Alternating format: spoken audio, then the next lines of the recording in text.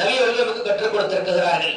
ஹதீஸை அறிவிக்கக்கூடிய இமாம்கள் நமக்கெல்லாம் அறிவகுத்து கொடுத்திருக்கிறார்கள்.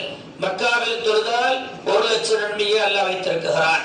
மதீனாவில் தொழுதால் இன்ஷா அல்லாஹ் 50,000 நன்மையை அல்லாஹ் தருவான் என்று ஹதீஸை அறிவிக்கக்கூடிய இமாம்கள் நமக்கெல்லாம் இணைந்திருக்கிறார்கள், வழிவகுத்து கொடுத்திருக்கிறார்கள். அப்போ இந்த மக்காவில் தொழுதா 1 லட்சம் நன்மை.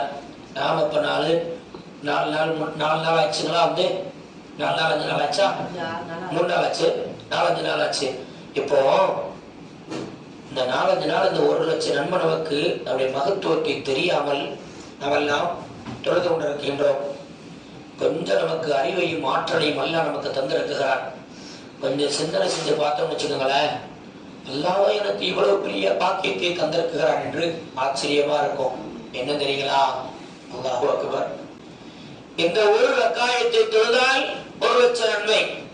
இந்த 1 லட்சம் நன்மையை நாம் சேகரிக்க வேண்டும் என்று சொன்னால் மக்கா, மதீனா, பைத்துல் முகத்தஸ் இந்த 3 இடத்தை இந்த உலகத்தில் விட்டுறணும். விட்டுட்டு வேறொரு இடத்தில் இருந்து நாம் இந்த 1 ரக்காயத்தை எவ்வளவு காலம் தொழுதால் அல்லாஹ் அந்த 1 லட்சம் நன்மையை தருவான்.